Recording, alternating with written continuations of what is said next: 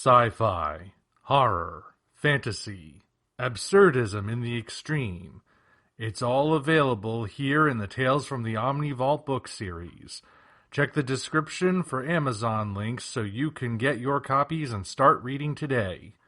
Thank you all, and now, on to the video. Hello, ladies and gentlemen. I am the Omni Viewer, and after a very, very long wait, the first issue of Marvel's Ultraman X Avengers has finally landed. In fact, as usual, when I'm doing these sort of things, I did pick up the variant covers, but the covers aren't really the point here, are they? You want to know if this crossover was worth the wait. Well, before I get into that, I should probably remind everyone what I thought of Marvel's Ultraman comics up to this point. It's a matter of public record, but I'll still summarize it here. Now, a little while back, Marvel got the rights to do American Ultraman comics, and they did 3 different arcs, starting with the Rise of Ultraman, then moving into the Trials of Ultraman, and then eventually the Mystery of Ultraseven. I picked up the Rise of Ultraman, and I thought it was mostly off to a good start. It was an origin story, made some changes that I thought were a little unusual, and did a couple things that I personally would have done better. But overall, I felt like, based on that book, the people they put in charge understood what the Ultra series was about. Then along came the Trials of Ultraman, and the story began to go in some bizarre directions that I didn't really think lined up with what the Ultra series is really about. That had me convinced that they didn't understand how this character and his world were supposed to work. As a result, I never bothered reading The Mystery of Ultraseven, and apparently neither did anyone else, because after that was completed and the Avengers crossover was announced, it was radio silence for the longest time. It was more than reasonable to think after a certain point that maybe Marvel had lost the license. Perhaps Superaya Productions had pulled it or something. But then, suddenly out of the blue, not only was the release schedule for the crossover announced, but another crossover was also announced. You see, the way it's working is that we've got Avengers meeting Ultraman. That's the comic book. It's going to release in, I think the schedule said 3 issues over the next couple months, this one included. And later, there's going to be a manga crossover called Ultraman Along Came a Spider, which, if you can't tell from the title, is going to be heavily Spider-Man focused, but also prominently feature Doctor Doom, apparently. And that's going to be released, I think, gradually in digital form before getting a full volume release early in 2025. So, just out of nowhere, suddenly Marvel Ultraman is back. The thing is, though, like I said, I'd started off thinking it might go well, and then I was disappointed with where it did wind up going. So that brings us to the crossover. Now, the first thing you need to know up front is that this is not the classic version of Ultraman meeting the classic versions of the Avengers, or the movie versions of the Avengers, or what have you. This is the Marvel version of Ultraman as established in their original series, meeting the modern iteration of the Avengers. So you have some classic members like Tony Stark's Iron Man and Wasp, but you also have Carol Danvers Captain Marvel and Sam Wilson Captain America. You might have also seen different covers with variations of Spider-Man, some featuring Peter Parker and some featuring Miles Morales. And you might be wondering, well, which one's going to be in this series? The answer is yes. Miles shows up first, and he gets the lion's share of attention, but Peter Parker's Spidey does show up later on. So, in that regard, that alone might be a deal breaker for some, because the way that Marvel has restructured its different heroes for one thing, hasn't been very popular.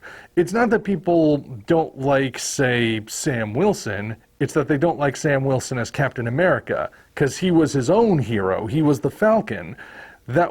He had his own identity, his own unique power set. He didn't need to have somebody else's identity forced onto him.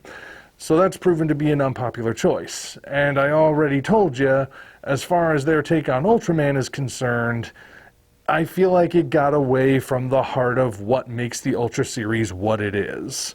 And also included some weird stuff that, personally, I sure wouldn't have included. So, that, like I said, that might drive some of you away right off the bat.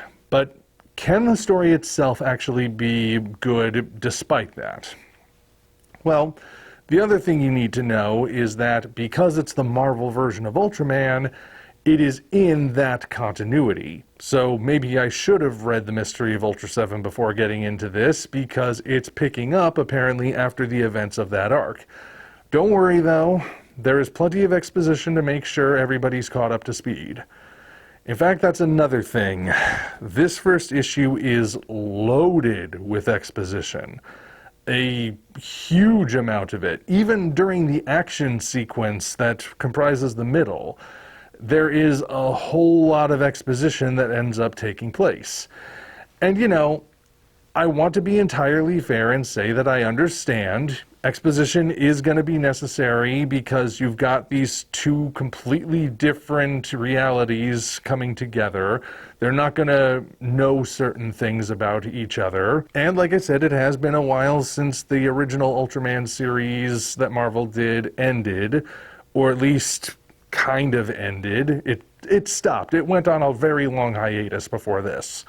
So maybe you need some refreshing on details, or maybe you didn't even know there was a series prior to this, and this is your first time picking up an Ultraman comic published in America. At the same time, though, there is such a thing as too much exposition. Exposition is sort of a balancing act.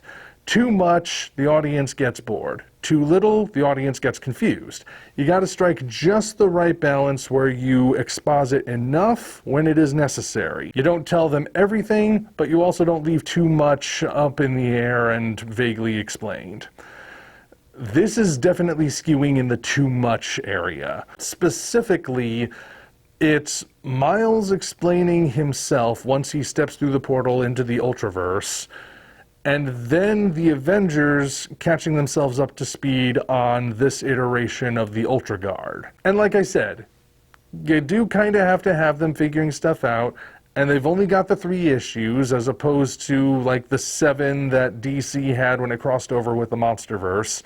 So they gotta get everything in quickly, but at the same time, like I said, it can be a lot of exposition, and as a result there is only one action sequence, like what I would call a genuine action sequence, right in the middle.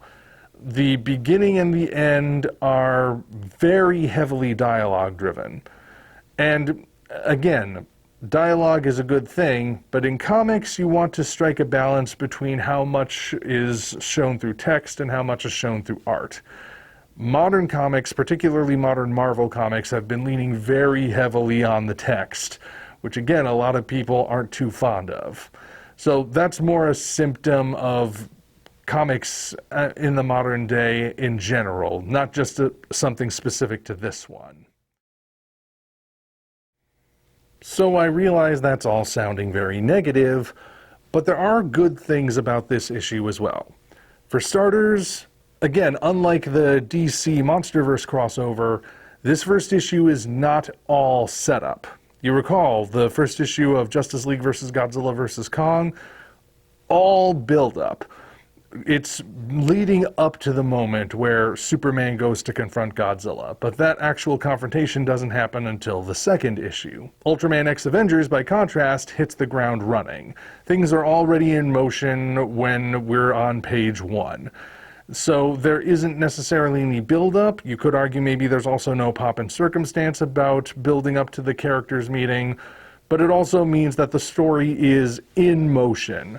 We don't have to read through this issue and say, well, nothing's happened yet, because stuff has happened. I should probably mention, the plot involves Galactus having been sent from the Marvel Universe into the Ultraman universe, and even though there are plenty of giant monsters they could have done, like you saw one of those variant covers features Fin Fang Foom, but unfortunately it's been said he's not going to be in this crossover, which is a rip. But anyway, this is the positive section.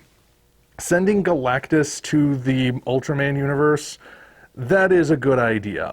Galactus would fit right in with the Ultra, Kaiju, and Aliens, I think. And at the beginning, he makes alien Zarab his host. Zarab seems like a good choice because he's already kind of got a silvery color to him. So having him be the new Herald of Galactus in this universe, he's already got the color down. But also, apparently infusing him with the power cosmic enhances his abilities. Zarab has the ability to imitate other beings. His original Ultraman episode, in fact, has him imitating Ultraman, which is actually repeated in Shin Ultraman, and trying to frame the hero as evil. Here, it's stated that Zarab can imitate, but he can't necessarily copy anyone's powers without the power cosmic. He's actually able to do it now that Galactus has infused him with it. Now, he seems to be killed off in this issue, though the press releases have implied he might come back. And I hope he does, because I'd hate for this to have been handled so quickly. The idea that Zarab could actually be an even greater threat than he already was, thanks to being infused with the power cosmic, that could be very interesting. That has a lot of potential. I did mention there's only one action sequence, and the action sequence itself is pretty good. Again, it involves Zarab.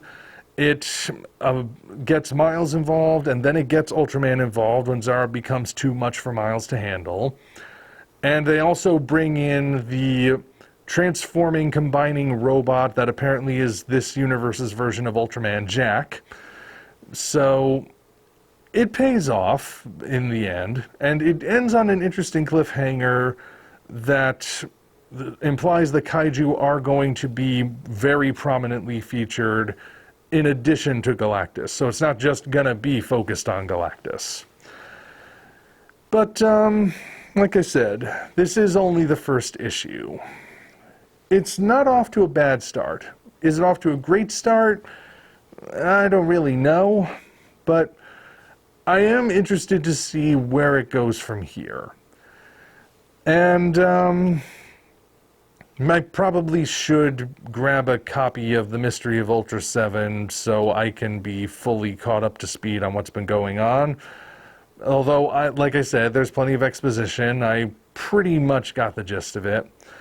All the same, though, hopefully this works out okay. And if it doesn't, maybe the manga will make up for it, but that's still a little ways off. Anyway, like I said, it's off to an okay start, I think. But I also thought the same thing about the solo Ultraman series. So hopefully history doesn't repeat itself. Until such time as we meet again, this is the Omni Viewer signing off.